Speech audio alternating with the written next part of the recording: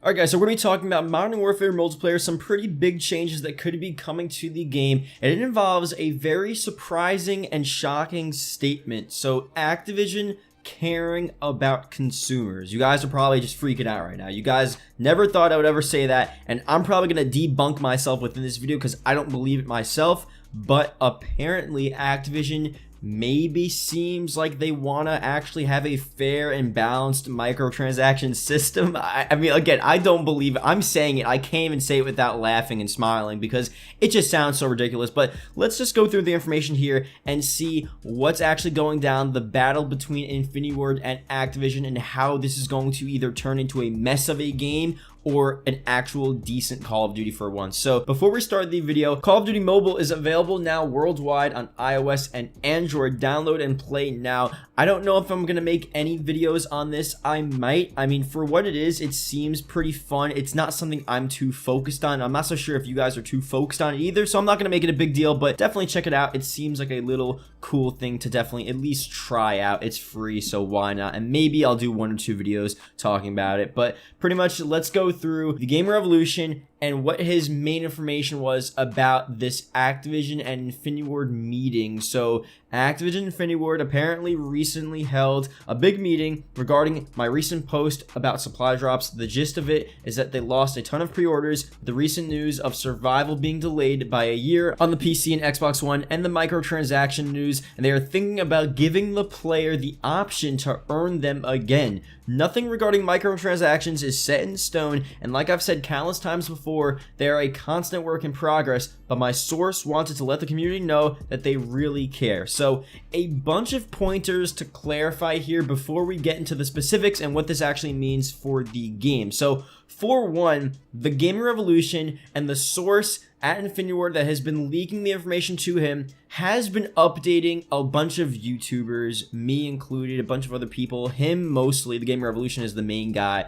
that's been getting all the information about microtransactions. It's been a work in progress for several months now. It's been back and forth, and there really isn't a set in stone perfect way as to what we're 100% going to be seeing post launch. They're really trying to figure this out. Obviously, Infinity Ward, just a little teaser for this video, they are on the side of us, at least for the most part. You know, they want the consumer, they want us to actually use the weapons, enjoy the content that they're developing. I mean, these developers are developing the content. They want people to use and enjoy what they're making. They don't want it locked behind supply drops. So Infinity Ward is on that side, obviously. Activision on the other side, they want to increase their profit, their revenue. They want to, you know, set aside their shareholders, and that's their goal. We know that already. So that's why there's a struggle here. Now, people are talking about this meeting, but his source is very accurate, and it does make sense. The amount of people that were definitely pissed, especially on my video where I talked about survival mode being a 1-year exclusivity for the PS4. I mean, people were freaking out, and I didn't realize that many people were saying like, oh, I'm gonna cancel my pre-orders, and apparently people really have been canceling your pre-orders for the game, and you know, it's making an impact. And at least if people aren't canceling the pre-orders, they're definitely showing their disdain for the decision. So maybe that's actually triggering Activision to really think like, you know what, we want revenue, we do not care what the consumer thinks, but we're really seeing so much backlash that we have to hold this meeting. So maybe the meeting wasn't 100% from the TGR, but the general sentiment of the community definitely was negative enough for Activision, and especially for Infinity Ward, to really talk and think, okay, we have to figure this out. So does that mean that the Gamer Revolution is actually saying what we could be seeing? Like, is Activision really thinking like, oh, let's make it so you can earn microtransactions?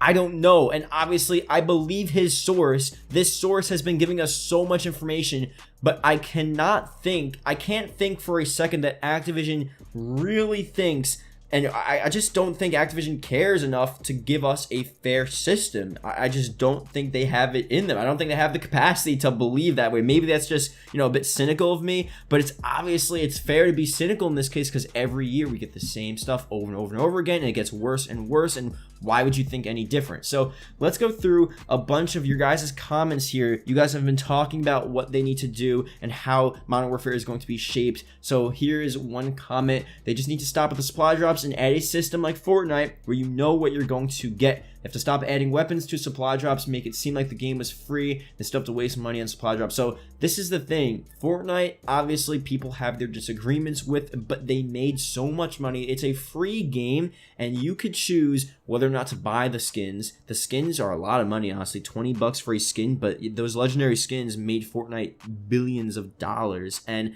it you know, doesn't change the gameplay of the game. You don't need the skins, but it became this sort of weird thing where people were okay with buying the skins because at least you're not gambling. You know what you want to get. If you like the skin, you think it's cool, you buy it, and that's that. It's really a pretty fair system. And honestly, if Call of Duty did something like that, if they had cool incentives, cool rewards that didn't change the gameplay of the game, they might make a decent amount of money. So if they did that, you know, that would be the way to go.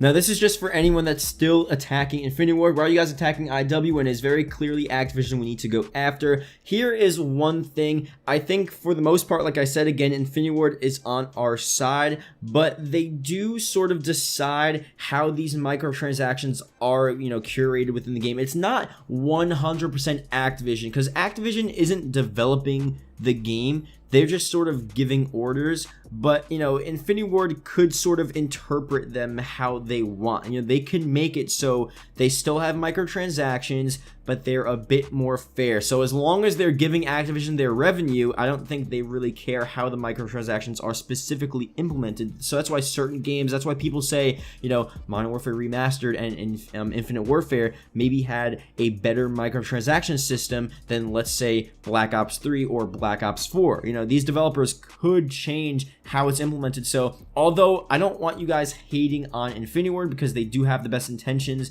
in mind, don't just completely blindly say like, oh, you know, it's 100, they're 100% the victim. I mean, really, at the end of the day, they all have to get their stuff together to make it, because the consumer is the one that's spending their money on the game, and we need a fair and balanced system, or else it's not going to look good for the community, it's not going to look good for the developers, and it's not going to look good for anyone. People are not going to buy the game, they're not going to play it, it's going to have, you know, it's going to create an even worse reputation for Call of Duty, and it's just not going to end up well. Next thing here, notice how the developers never say there are no weapons and supply drops. Instead, he says don't listen to ill-informed people. So here is the thing as well. Now, this is responding to Joel on, you know, Reddit and Twitter, him responding to the Gaming Revolution, talking about supply drops having weapons in it, and obviously he didn't say that there are no weapons and supply drops. Now, obviously, I understand it's a work in progress, so they really probably aren't supposed to say if there are no weapons or if there are weapons and supply drops. They're not allowed to say either,